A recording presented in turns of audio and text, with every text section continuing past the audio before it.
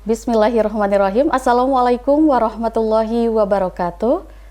Alhamdulillahirrabbilalamin. Senang sekali pemirsa kembali bersama saya Rizky Nurul Ilmi dalam program Catatan Akhir Pekan TVmu yang setiap pekannya kita membahas dinamika keumatan dan kebangsaan tentunya dalam perspektif Persyarikatan Muhammadiyah bersama ayahanda kita Profesor Dr. Dadang Kahmad MSI, Ketua Pimpinan Pusat Muhammadiyah. Dan pada kesempatan kali ini kita akan membahas mengenai bahaya narkoba karena seperti yang kita ketahui di pekan kemarin beberapa waktu yang lalu Polda Metro Jaya menangkap aparat kepolisian yang disebut terlibat dalam jaringan peredaran narkoba dan tentunya hal ini menimbulkan kekecewaan publik dan kurangnya kepercayaan masyarakat terhadap aparat kepolisian Republik Indonesia yang seharusnya mengayomi dan menjadi contoh yang baik bagi masyarakat. Nah, kita akan membahasnya lebih lanjut lagi dengan ayahanda kita Profesor Dr. Dadang Kahmad MSI yang telah bersama kita secara virtual. Kita sapa terlebih dahulu. Assalamualaikum warahmatullahi wabarakatuh. Waalaikumsalam warahmatullahi wabarakatuh. Bagaimana kabarnya Prof untuk hari ini? Alhamdulillah, insyaallah sehat walafiat. Alhamdulillah, semoga senantiasa sehat dan memberikan kebermanfaatan tentunya ya Prof ya. Nah Prof tadi tentang bahaya narkoba. Kalau dalam pandangan Islam sendiri Prof, bagaimana sih tentang narkoba ini Prof? Ya, bismillahirrahmanirrahim. Alhamdulillahirabbil alamin. Wassalatu wassalamu ala asyrofil anbiya'i wal mursalin wa ala alihi washabihi ajmain. Para pemirsa televisi Muhammadiyah yang dirahmati Allah, memang kita kaget akhir-akhir ini ada pejabat Polri yang ditangkap karena ikut sebagai pengedar atau semacam yang menjual narkoba ya. Saya kira dia menyisihkan dari narkoba yang ditangkap sebanyak 5 kilogram.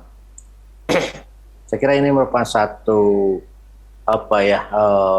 berita yang sangat menyedihkan bagi dunia kita kepolisian terutama, karena tadi sebagaimana disebutkan oleh Neng Kiki yang seharusnya beliau itu sebagai orang yang bisa mencegah terjadinya peredaran narkoba, ini terlibat narkoba, terlibat para peredaran narkoba. Dan yang paling terkejut lagi ketika kemarin akan masuk istana lalu dites urinnya, maka ada beberapa katanya yang sebagian kecil dari pejabat Polri yang positif dalam air kencingnya mengandung zat narkoba. Oleh karena itu ini mungkin kalau betul saya sangat mengkhawatirkan betul.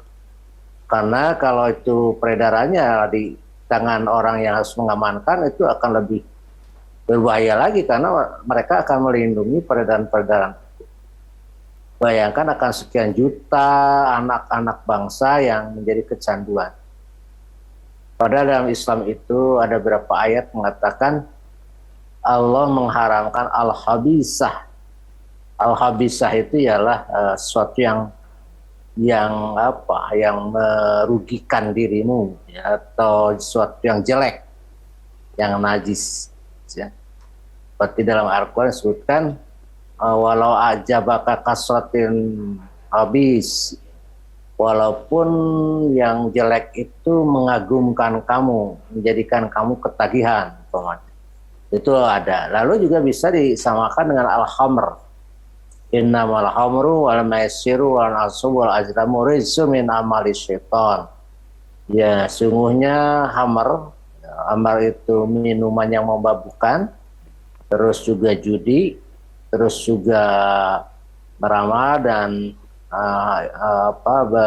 berkurban untuk berhala, rizqun min amali syaitan, itu najis, merupakan bagian dari amal syaitan. Fajtanibuhu, kamu hindari, jauhi, la'alakum tuflihun, semoga kamu menjadi orang yang bahagia, yang menang. Oleh karena itu mungkin ini saya kira semua negara di dunia ini melarang peredaran narkoba ya. kecuali untuk keperluan medis mungkin ya. Tapi kalau untuk penyalahgunaan seperti untuk supaya hilang depresi dan tanpa pengendalian dari dokter ya, saya kira itu berbahaya sekali untuk kesehatan. Sehingga dan itu aditif itu ialah menjadikan orang kecanduan. Kalau sudah sekali atau dua kali merasakan itu, dia akan kecanduan.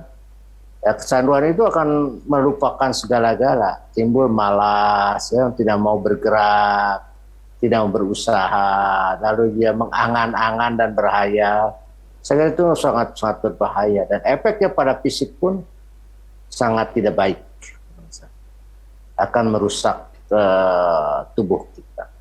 Itu mengenai ya yang sebagai prolog dari diskusi kita yang kali ini. Baik, Prof. Dari sisi atau bidang kesehatan, ya memang dianggap menjadi manfaat dan memberikan kebaikan. Namun juga kalau secara umum disalahgunakan akan menjadikan mudarat, begitu ya, Prof. Ya, Prof. Secara khusus kalau dari Muhammadiyah sendiri sebagai organisasi Islam terbesar di Indonesia, bagaimana Prof. melihat realitas seperti ini? Ya sama, kita juga kan prihatin. Kalau Muhammadiyah itu kan identik dengan Islam ya. Kalau kata Islam haram ya haram. Dan hasil dari penjualan itu pun haram untuk dimakan. Itu ada hadisnya. Hasil judi, hasil menjual khamr itu juga haram. Mungkin narkoba ini termasuk al-khabisah, itu yang disebut dengan yang jelek, yang buruk. Atau bisa masuk ke khamr, itu yang memabukkan, karena memang dua-duanya bisa kata berikan. Dan dua-duanya diharamkan oleh Allah Subhanahu wa ta'ala. Hurimat alaikumul khaba'is. Jadi diharamkan, dan Muhammadiyah sama ya. Apalagi Muhammadiyah dia adalah satu organisasi yang menginginkan rakyat itu sehat, sehingga dia mendirikan rumah sakit sampai 177 rumah sakit di Indonesia dan balai kesehatan yang jumlahnya lebih dari 400. Itu saya kira sama, apalagi Muhammadiyah. Muhammadiyah itu yang menginginkan rakyat Indonesia itu orang-orangnya kuat, sehat, gitu, makmur, ya, maju. Wah, itu yang diinginkan. Kira itu. Ya, baik Prof. Prof, perbincangan kita pastinya akan semakin menarik lagi tentang bahaya narkoba ini, tapi kita akan jeda terlebih dahulu. Pemirsa tetaplah bersama kami dalam program Catatan Akhir Pekan TV-mu.